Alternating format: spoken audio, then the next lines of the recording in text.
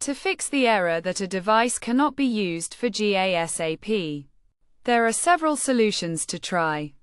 First, ensure that the latest version of GASAP is installed, as outdated versions can cause compatibility issues. This can be done by checking for updates in the App Store or Google Play Store. Next, verify that the device meets the system requirements for GASAP, as some older devices or operating systems may not be supported. Clearing GASAP data is also an option, as accumulated data can interfere with functionality. On Android devices, this can be done by going to Settings, selecting the GASAP app, and clicking the Clear Data button. For iOS devices, uninstalling and reinstalling the app will clear the data.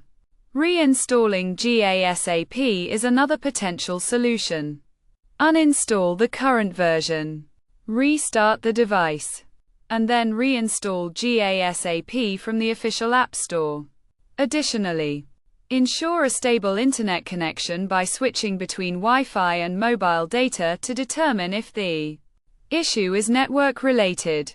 If none of these steps resolve the issue, contacting GASAP support for assistance is the final option. They can provide specific guidance and check for any restrictions on the account or device.